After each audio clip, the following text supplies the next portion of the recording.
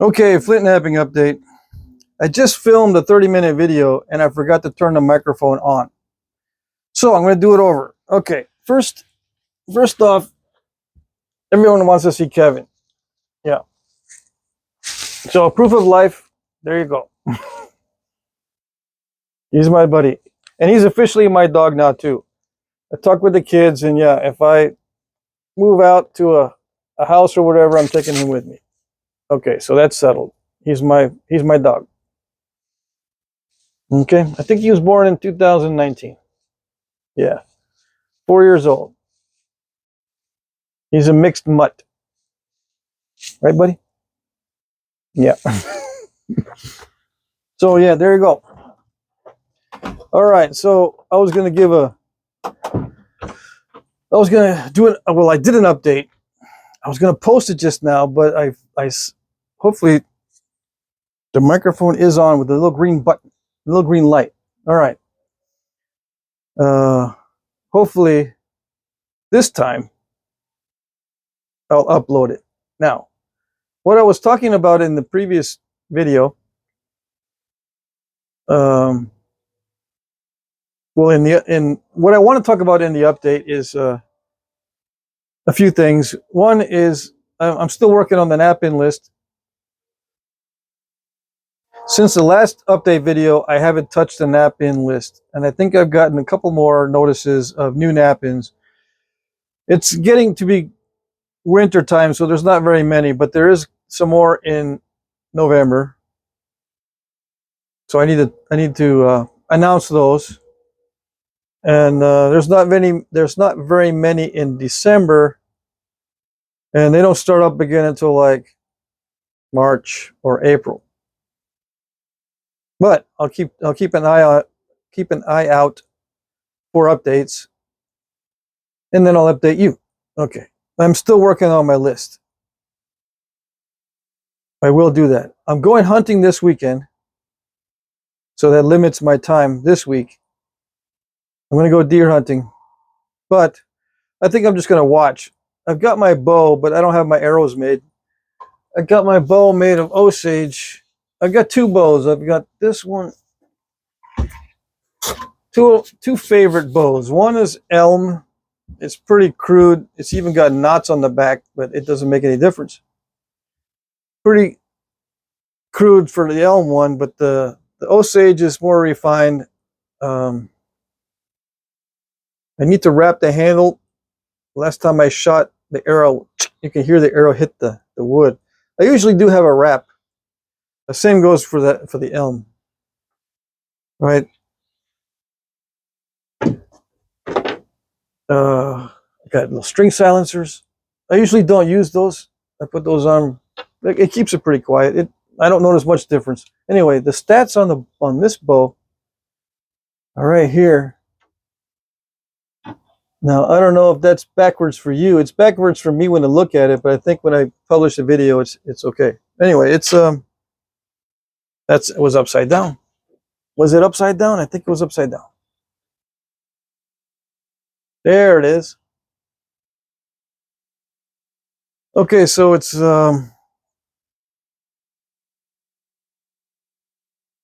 55 pounds at 26 inches, 56 and a half inches long.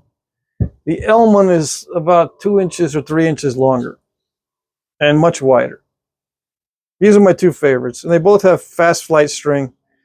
I need to do more serving or a different serving on this because this right now is fast flight as well, but it doesn't work that well. The fibers come out too easy. Anyway, it wears out too fast. This one I need to put a serving on this one too, but you can see how thin the fast flight is. It's sufficient for the poundage, 50 to 55 pounds. Okay. So yeah, I need to practice. I'll probably get the practice on video. I'll shoot a hunting video eventually, but I don't want to shoot the killing of the animal. Like I said, it's kind of a personal matter with me. I'll show the processing and that kind of stuff. Specific processing, the sinew and the hide and stuff. Okay, that kind of thing. Anyway, The reason why I mention that is because I'm not going to have much time this week to do other things. The videos might not be as many as last week. So I think that's it on that. I just got into a dialogue with someone. This is another thing. I got into a dialogue with someone online about overshots. That's the other thing I wanted to talk about. In my opinion, I think everyone who's been watching the channel, you know my opinion on overshots. My opinion, which is submitted with humility. I don't think it has any weight.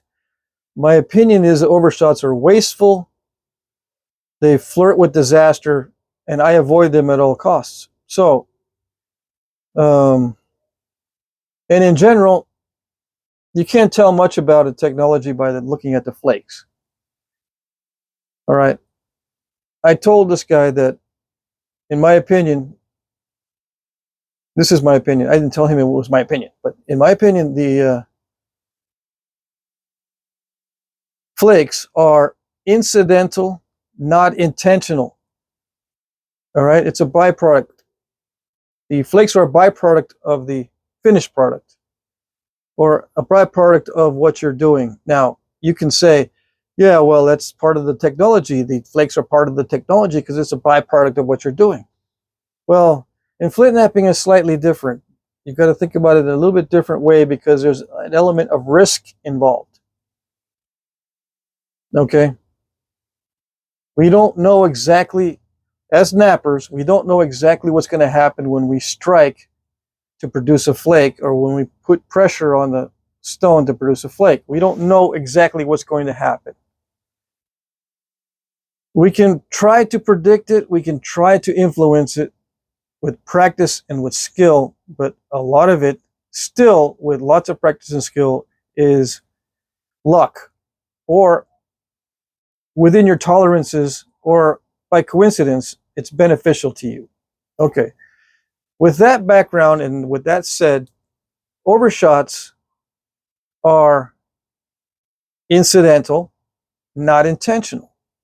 Now, some people in the lithic study community, a lot of them are not nappers. They're getting smart and they're learning that being a napper will give you insight, but a lot of them are not nappers. I have a feeling this guy I'm talking with is not a napper. They believe that they can determine the intent of the napper from the results and from the debitage. This is a irrational way to think. Both in lithic analysis and in Flintknapping, the results do not indicate the intent. All right, this is very important. The other important thing is that debitage is incidental and not intentional. The debitage, I'm not talking about pieces that are being used that resemble debitage, that are used as tools, like blades. You take a blade off of a core and you use it as your tool, and the debitage is actually the core. Okay? For some reason, this gets confused and they bring up the example, well, how can debitage be incidental when blades are the tool? They're removed, that's the flake. It's not the debitage. The flake is not the debitage, the core is. Okay, so yeah. You get into discussions with people like this. I'm not interested in humiliating anybody or picking on somebody. I just want to get this conversation out. They get into this thing where they get confused, or I don't know what it is. And it happens a lot with people who study certain types, especially the Clovis people. So, I mean, there's antler people, there's Clovis people. Okay, those two, you got to watch out, in my opinion. Okay, I'm kidding, yes, but I shouldn't do this, but I poke those people to see if maybe what I'm thinking is not right. Okay, I want to see their opinion, especially when I say stuff like debitage is incidental, not intentional. Incidental means it's It's just part of the process. It's not, you're not intending to do this, but it's inevitable. It's inevitable. It's part of the process. It's kind of like when you drive down a dirt road and you leave imprints of your tires on the dirt road. You're not driving down the dirt road so you can leave the imprint. Okay, the imprint is incidental. And let's say that imprint is in mud or clay, and you know, thousands of years, an archaeologist comes up and says, "Ooh, look at this tire track. It's so beautiful. I wonder if they intended to put this pattern in the dirt." Yeah, that's what people that insist on these overshot technology things look like to me. When they look at a flake and they think, "Ooh, this is intentional. It's a beautiful flake. And look what it's." You can tell they set it up really nice, and they must have carefully did it. No, it's probably just some Joe on the quarry in the initial stages wants to get this over with quick, takes an aggressive flake, and oops, it's a little bit too much off, but I guess that's okay. And or maybe it ruined what he's working on. He goes on to something else. It's incidental. All right, that's not your purpose, especially as you get toward the finished state of the knife or projectile point or scraper or whatever you're making. You don't want overshots toward the end. And when is the technology most apparent? At the end of the process, not the beginning. Sure, you can get overshots and you can practice doing overshots and you can say, "Ooh, that's a nice overshot" in the beginning stages. But in the final stages, what's going to happen if you get an overshot in the final stages? Number one, you're going to wipe out work that you've done on the other side. The other side is going to be worked in some way. Overshot's going to remove that. What is the benefit of that? Well, you can say that, well, I don't like the way it looks on the other side, so I'm just going to overshoot it and take it away. You're flirting with disaster because the ending of the flake, this is important, the termination of the flake is the most unpredictable part of the whole process. If you want to redo the other side or remove it, just nap it. That's the most efficient, logical, and sane way to modify the opposite edge. Not to overshoot it. Okay? As a napper, and as nappers, we understand this, and normal people understand this, but there are some people who don't understand this. And they tend to be those that appear to be meek and well and knowledgeable and good intentioned. But you start poking them and they become vitriolic, angry, and resistant to logic and knowledge. And I don't know why I do it, but I like to sometimes engage in conversation with these people just to see what's up. And it still persists. The myths of these lithic studies still persist. Maybe I'm wrong, but I believe that the result does not indicate the intent reliably. It can indicate the intent, but not reliably. Right? Especially with overshot technology. It's just such it persists, but it doesn't persist with everybody. Just within this certain community of people who are, you know, I don't know. I don't want to say because they're unmentionable.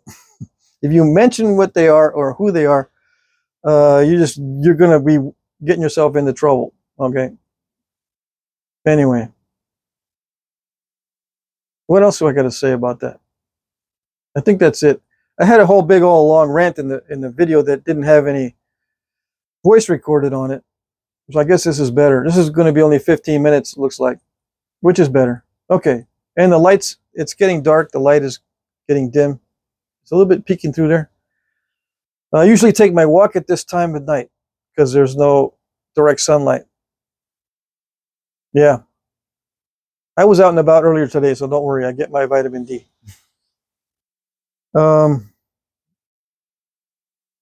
Yeah, I don't have any good information. There's a lot of ice patch information. You know, all these artifacts periodically melt out of the ice.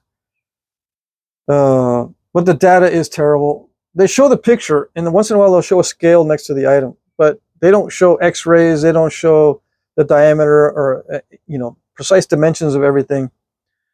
You know, diameter of the wood shafts or the weight or the precise details so we can recreate an experiment with them. They don't show that type of detail. They just show a photo. And then from the photo, we got to infer, okay, what type of material is that arrowhead? What type of sinew is that? Is that backstrap or leg sinew? What does the X-ray of the arrowhead look like? Is it broken? Does it have a long stem, a short stem? In my opinion, these archaeologists and anthropologists and lithic studies artists and people should be stewards of the data and know how to collect data, preserve data, and expose data, especially when they are either fully funded or partially funded by public money. If it's publicly funded, where is the public data? They don't want to show you the data. They want to show you their interpretations. That's where we get into trouble. People who are not receptive to criticism are not to be trusted with interpretations. Many of them are authoritarians. Authoritarians are not to be trusted in positions of authority. It's easy to remember that one. Okay? Interpretations, we can do that. Anyone can interpret it. And it's better to see everyone's interpretations than to see a few or rigid interpretations that get ingested and regurgitated and keep being propagated and reinforced and supported over time. These interpretations that are fundamentally many times illogical and just basically wrong from a standpoint of someone who actually does these things. Nappers know that debitage is incidental and not intentional. Now, some nappers will and do and can make things to the narrative. They see the narrative and they go, okay, they say it was made this way, so that's the way I'm going to nap. And they'll nap that way in a wasteful way, like with overshots, for example, to show that, yeah, that's how it was done. But they're napping to the narrative. They're not creating the narrative from the napping.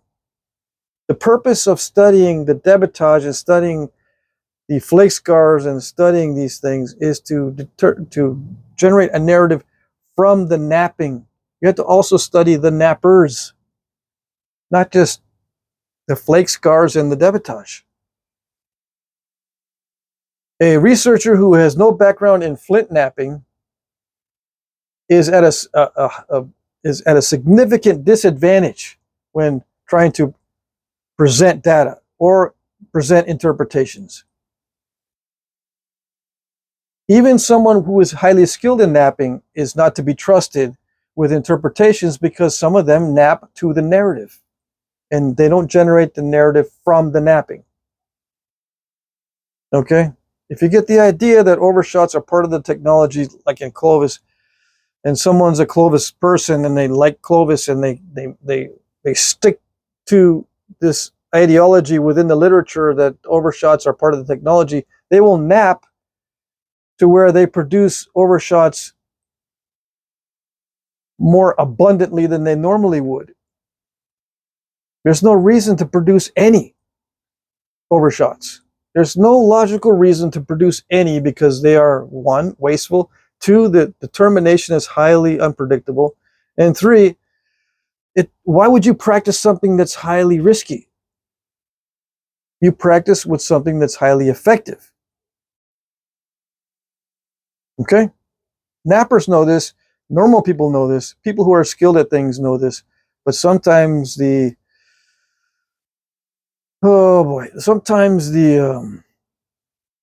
passionate people or the unmentionables will not look at it in the way we see it. They'll dream up the interpretation and they'll stick with it. It's all thought experiment with them.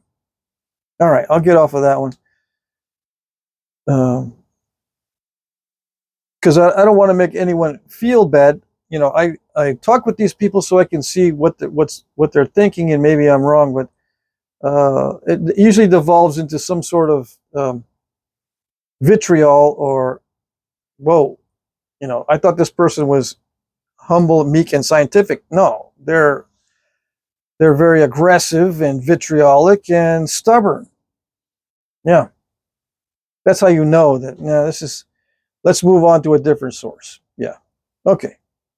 I think that's it. Can't think of anything else. Well, I'm thinking about a bunch of things, but I'll get that on different videos. All right, so I'll see you on the next video. Bye-bye.